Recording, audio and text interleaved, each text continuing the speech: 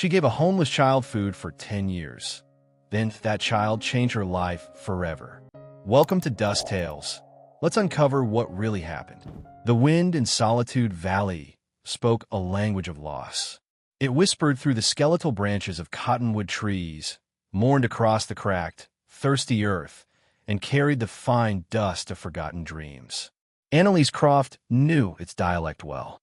4 or 5 years since the fever had claimed her husband and the small, stillborn daughter she never got to name. The wind had been her most constant companion. Her world had shrunk to the size of her small bakery, a modest stone building on the very edge of the town, where the settled land gave way to the wild. She was a ghost in her own life, a woman defined by what was absent. Her days were a rhythm of flour and fire, of kneading dough in the pre-dawn chill, her hands moving with a memory her heart had tried to forget. The bakery was not a business. It was a ritual, a way to mark the passing of time. The town of Solitude, true to its name, left her to her grief.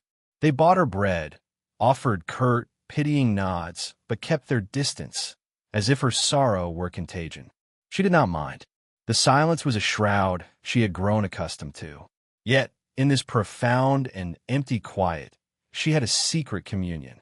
Every morning, just as the sun crested the jagged peaks to the east, she would take a single, warm loaf of sourdough, its crust thick and golden, and walk to the old, splintered fence post that marked the end of her property. She would place the loaf there on the flat, worn top of the post and walk away without looking back. She had started the ritual a year ago, after seeing him for the first time. A small boy, no older than 7, with hair the color of sun-bleached straw and eyes as wide and wild as the country he inhabited. He would emerge from the brush like a desert fox, swift and silent, his movements economical with a caution that did not belong in a child. He would snatch the bread and disappear back into the wilderness, a fleeting specter of hunger. She never spoke to him. He never acknowledged her. It was an arrangement understood in the universal language of need and provision. She didn't know his name or where he came from. She only knew that the sight of his small, dusty form gave her a reason to bake one extra loaf, a single defiant act of connection in a life that had been severed from it. This morning, the air was different. It carried the first, sharp bite of autumn, a promise of the hardship to come. Annelise placed the bread on the post, the steam from the warm loaf rising like a prayer into the cold air. She turned to leave, but a flicker of movement in the tall grass made her pause. It wasn't the boy. It was a man, tall and gaunt, standing half-hidden in the shadow of a juniper tree. He was watching her, his face a mask of hardened pride and deep, weary sorrow. He had the same straw-colored hair as the boy, the same wildness in his posture. The father. Annelise's heart gave a sharp, painful lurch. She had always known the boy was not alone.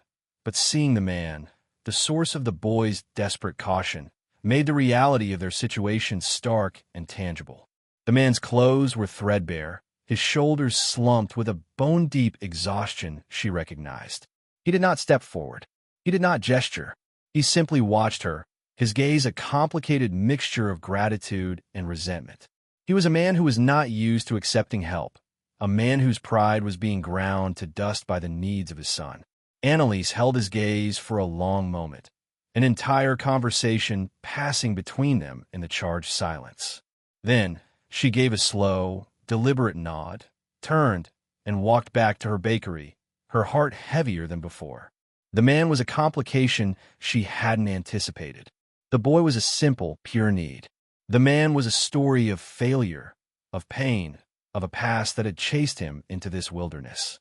She tried to put him out of her mind, to focus on the rhythm of her work. She swept the stone floors, stoked the fire in her great brick oven, and began to mix the dough for the next day. But the image of the man's haunted eyes stayed with her. She saw in him a mirror of her own desolation, a different verse of the same sad song. The wind picked up as the day wore on, howling with a new, mournful intensity. A storm was coming. She glanced toward the fence post. The bread was still there. An icy finger of dread traced its way down her spine. The boy had never been late. All afternoon, she watched the post, her anxiety a tight knot her chest.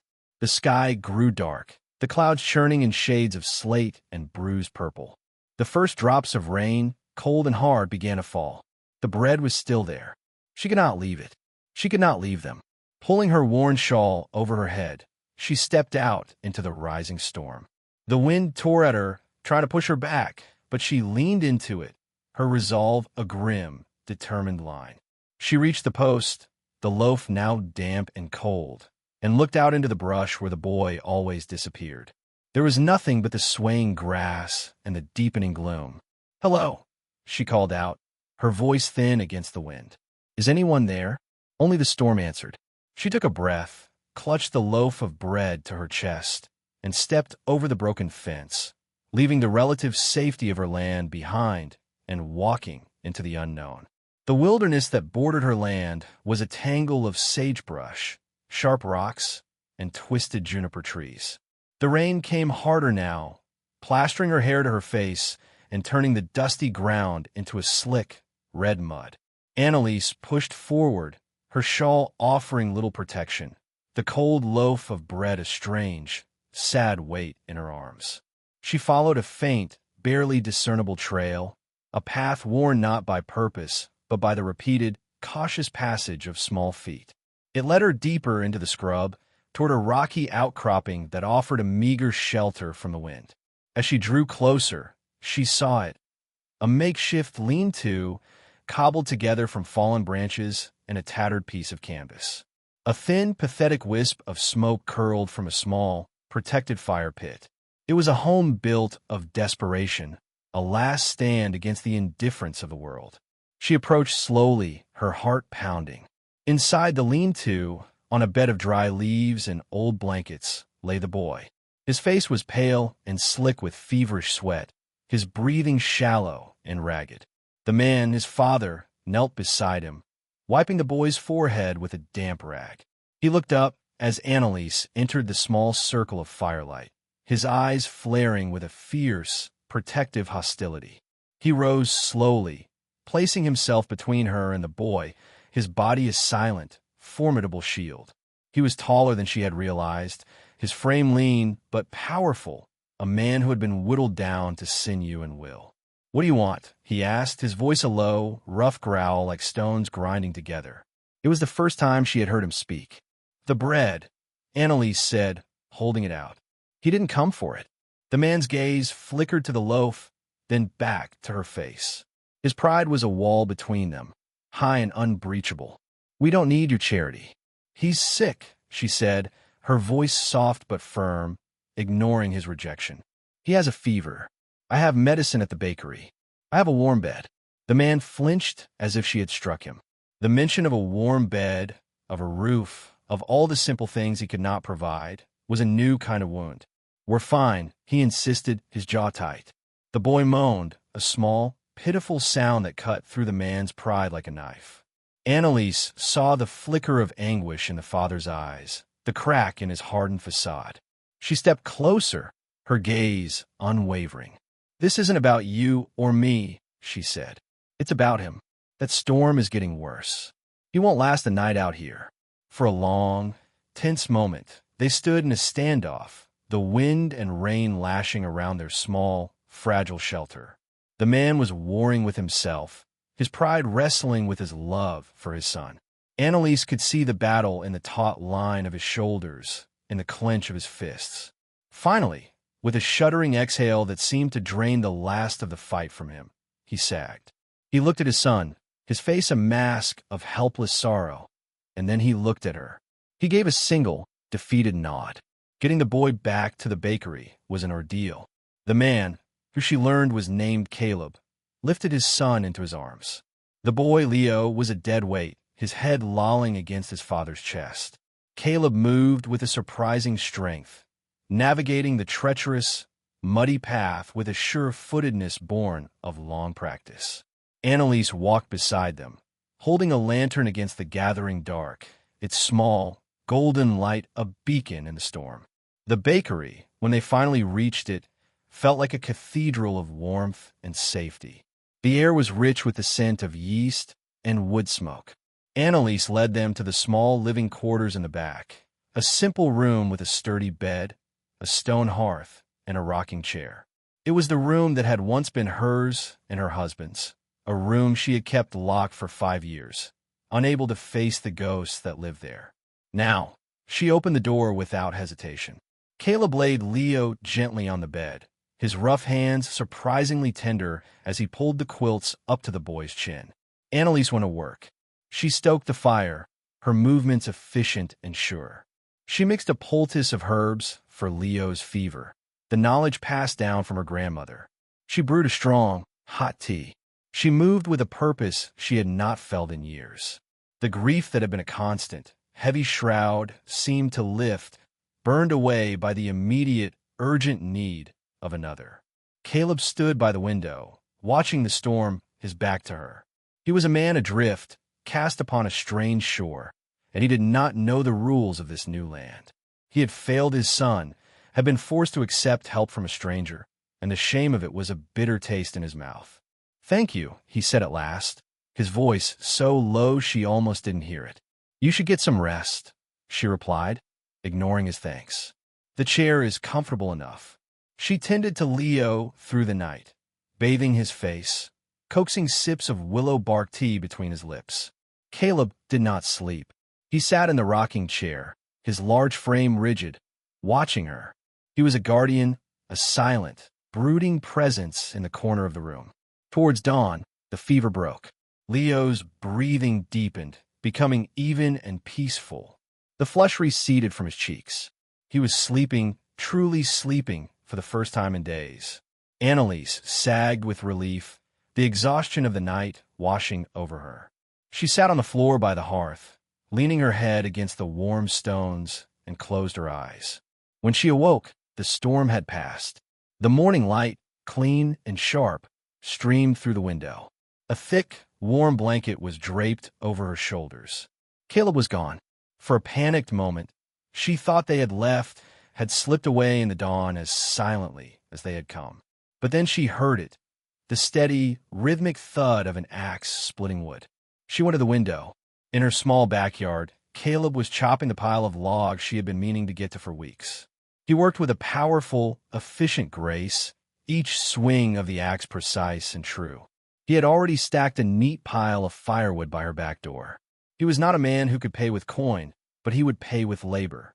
He was repaying his debt. Annelise watched him, a slow, unfamiliar warmth spreading through her chest. The walls of her solitude, which she had thought were made of impenetrable stone, had been breached.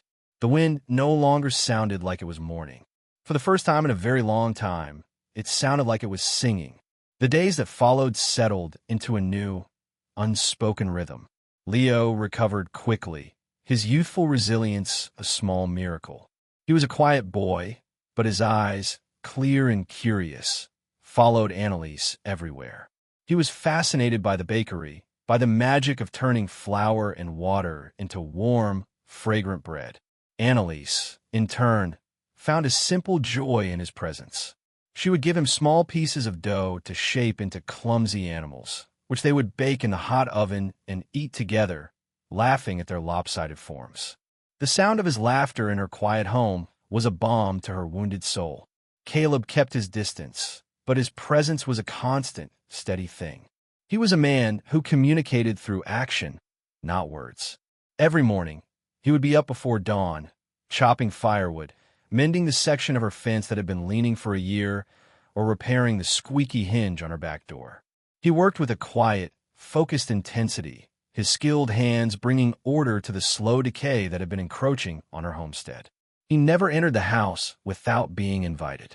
He would eat the meal she left for him on the back porch steps, and he and Leo would sleep in the small, clean space he had made for them in the corner of her barn, on a bed of fresh straw and the blankets she had given them. Annelise found herself watching him, intrigued by the contradictions he presented. He was a man of the wild, with a rough, untamed quality, yet his hands were capable of such delicate, precise work. He had a fierce, almost dangerous pride, yet he had humbled himself for the sake of his son. She wondered about the story that had led him here, about the tragedy that had clearly broken his life into pieces. She saw the ghosts he carried in the haunted depths of his eyes, and she recognized them, for they were the same kind of ghosts that visited her in the long, lonely hours of the night. One afternoon, as she was kneading a large batch of rye dough, Leo came into the bakery, his small face serious. He held out a small, intricately carved bird, its wings half spread as if in mid-flight. "My papa made it," he said, his voice soft. "For you." Annelise took the bird, her fingers tracing the smooth, polished wood. The detail was exquisite. This was not the work of a simple drifter. This was the work of a master craftsman. "It's beautiful, Leo," she said, her voice thick with emotion. "Please, tell your papa thank you." That evening, when she brought their supper out to the porch, she found Caleb sitting on the steps, sanding a new piece of wood. "The bird is a beautiful gift," she said, setting the tray down. He grunted, not looking up, but she saw a faint flush creep up his neck. "It was just a piece of scrap." "It's more than that," she insisted. "You're a carpenter." His hands stilled. He looked up at her, his gaze intense. "I was," he said, the past tense a heavy, final word. "A long time ago." The conversation ended there, but it was a beginning.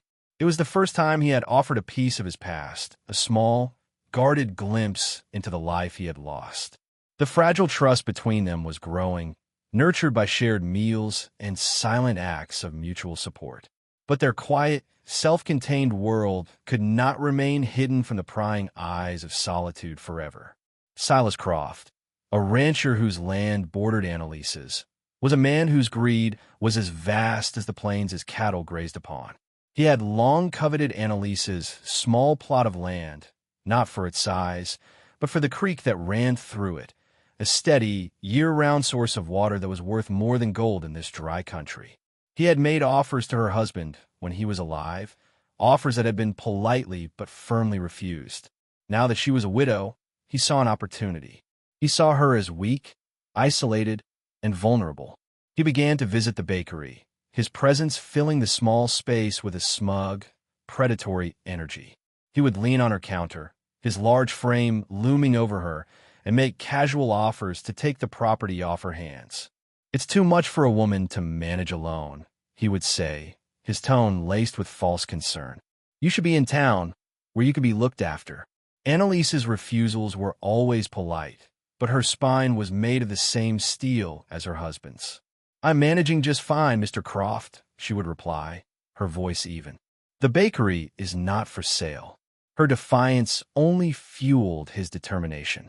He saw Caleb and Leo, and his narrow mind immediately jumped to the ugliest conclusions. He saw a drifter and his brat, taking advantage of a lonely widow. He saw a threat and an opportunity. He began to spread rumors in town, his words poison tipped with piety. He spoke of a strange man living in the widow's barn, of the need to protect the moral character of the community. The town, already suspicious, was fertile ground for his seeds of malice. Annelise felt the change in the air. The curt nod from the townsfolk disappeared altogether. The whispers that followed her were no longer pitying. They were sharp and judgmental. One day, Sheriff Brody paid her a visit. He was a creature of the path of least resistance, a man who served the most powerful voice in the room. And in solitude, that voice belonged to Silas Croft. "Annelise," he said, nervously turning his hat in his hands. "Folks are talking about the man and the boy you've got staying here. It's not proper." "They are my guests, Sheriff," she said, her voice cold. "And my business." "It becomes the town's business when people start getting concerned," he said, parroting a line that had clearly been fed to him. "Croft says some of his tools have gone missing. He's not making any accusations, of course, but—" He let the sentence hang, heavy and threatening. "Are you accusing Caleb of being a thief?" Annelise demanded, her eyes flashing with a fire he had not expected. "Now, Annelise, I'm just saying it might be best if they moved on. For everyone's sake." She stood her ground. "They are staying," she said, her voice leaving no room for argument. The sheriff, flustered and outmatched, mumbled something about keeping the peace and beat a hasty retreat. The lines had been drawn. That evening, she told Caleb what had happened. He listened, his face impassive, but she saw the muscles in his jaw tighten. "We'll leave in the morning," he said when she was finished. "No," she said, surprising herself with the force of her own conviction. "You won't. This is my home. You are my guests. We will not be run off by lies and fear." He looked at her, really looked at her, and in her determined face he saw a strength that matched his own. He saw a woman who was no longer a ghost, but a warrior. He gave a slow nod. "Then we will not," he said. And in that shared decision, the bond between them was forged into something new. It was no longer about debt and gratitude. It was an alliance. They were no longer two lonely souls adrift in the wilderness. They were a family, standing together against the coming storm. The storm, when it came, did not arrive with thunder and lightning, but with the quiet, suffocating pressure of a town turning against them. Silas Croft, having failed to intimidate Annelise with the law, escalated his campaign of attrition. Her meager supply of flour from the town's mill was suddenly cut off, the miller citing a sudden, mysterious breakdown of his grinding stone that only seemed to affect her orders. The trapper who had occasionally sold her rabbit pelts now claimed the woods were barren. It was a silent, coordinated siege orchestrated by Croft, and the town was his willing army. Caleb watched it all, a cold, quiet fury building within him. He began to venture further afield, hunting in the high country and trading with prospectors in the hills to bring back food. He worked tirelessly, his pride now channeled into a fierce determination to provide for the small, defiant family he had found. He and Annelise fell into a partnership born of necessity. They were a self-contained unit, fighting for survival against a hostile world. The long evenings were their sanctuary. The bakery, filled with the warm, comforting scent of baking bread, became a fortress against the cold judgment outside. They would sit by the fire, Leo asleep on a cot nearby, and in the flickering light, the walls between them would finally crumble. Caleb began to talk, his stories coming out in slow, hesitant pieces.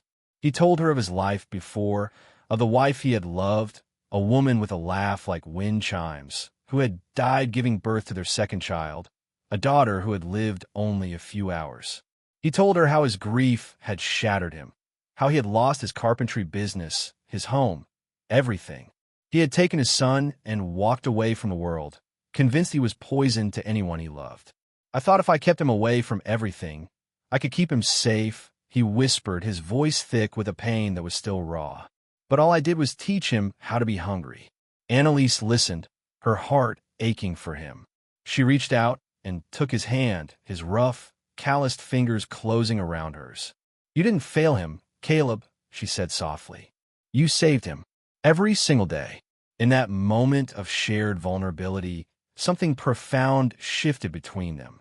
The unspoken attraction that had simmered beneath the surface finally broke through, a current of warmth and longing that was as undeniable as it was terrifying.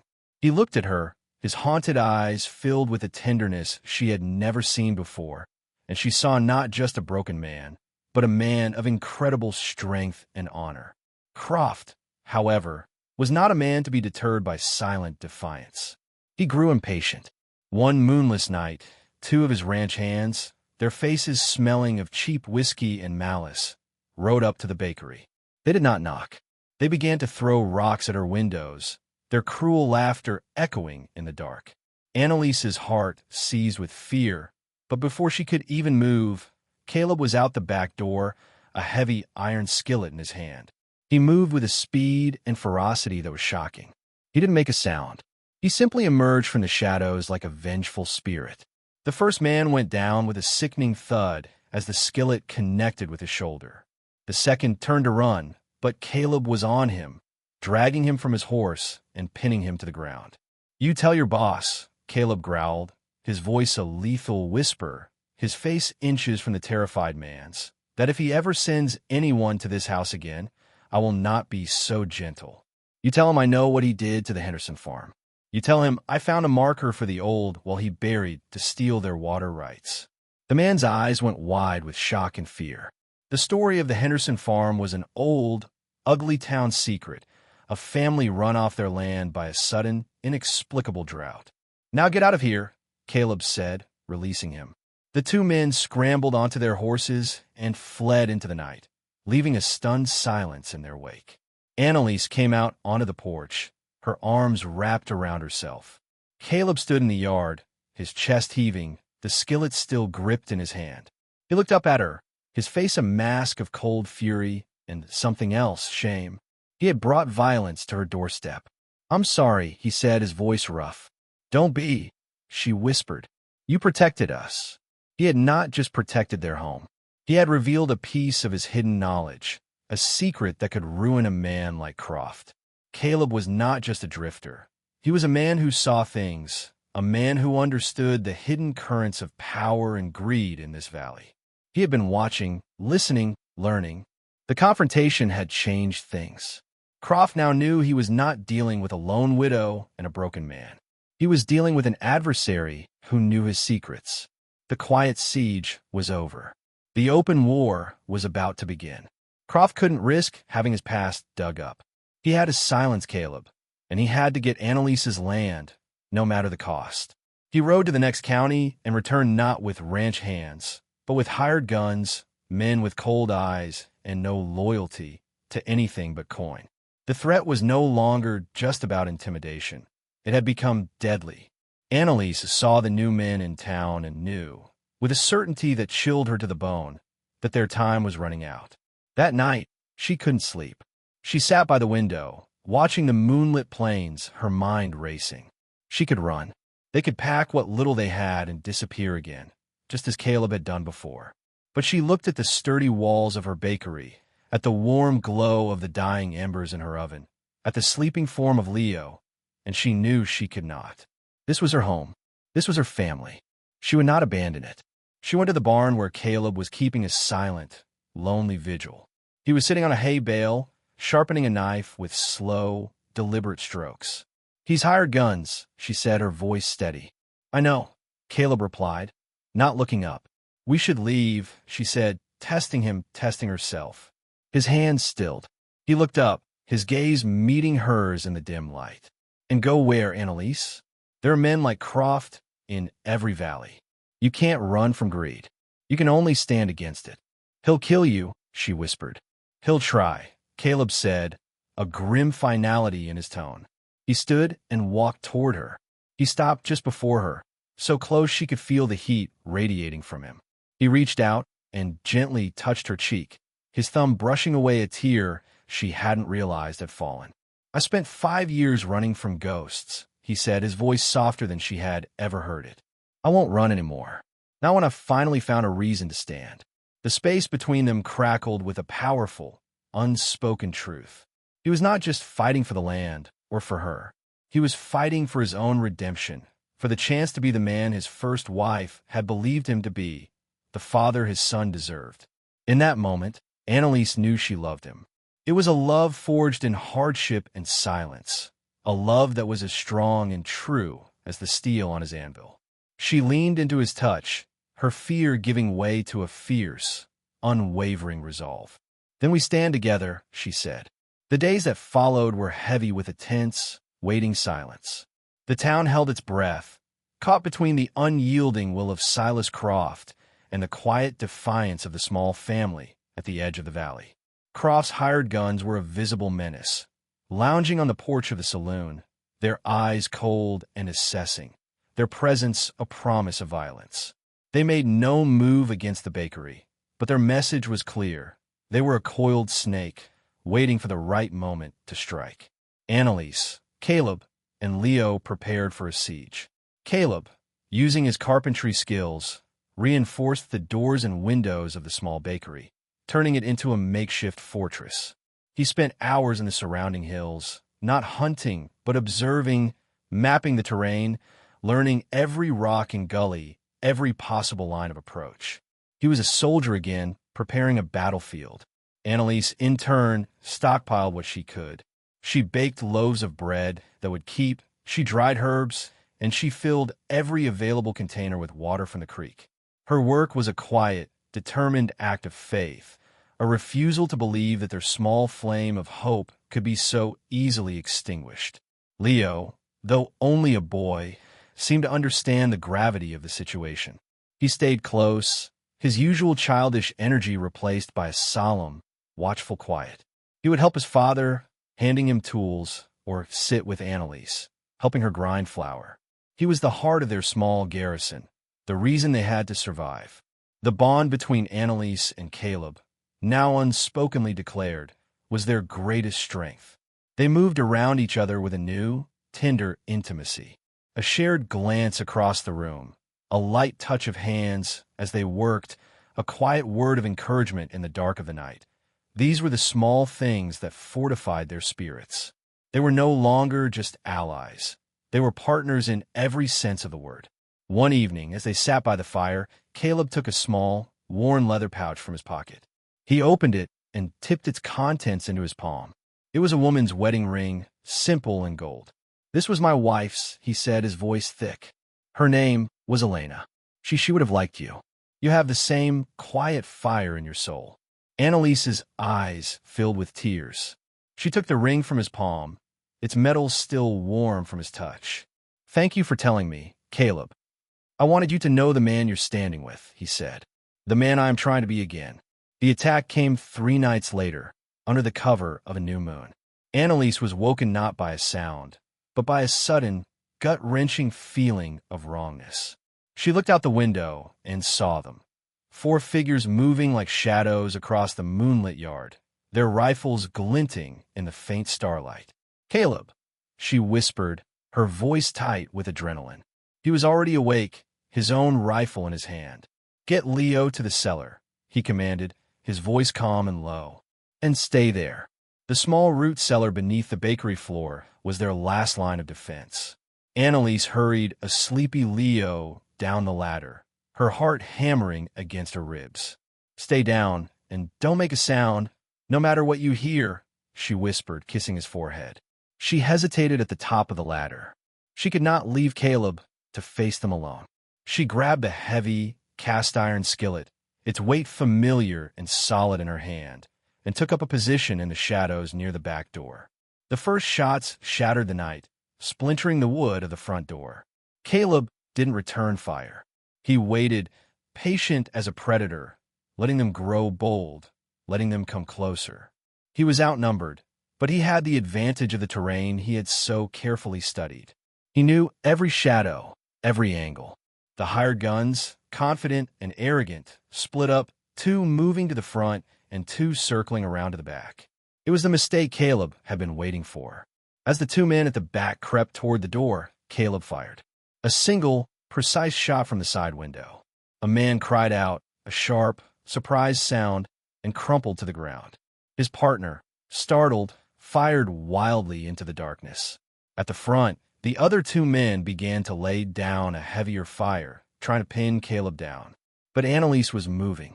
As one of the men at the back tried to break down the reinforced door, she swung it open from the inside and brought the heavy skillet down on his head with all her strength.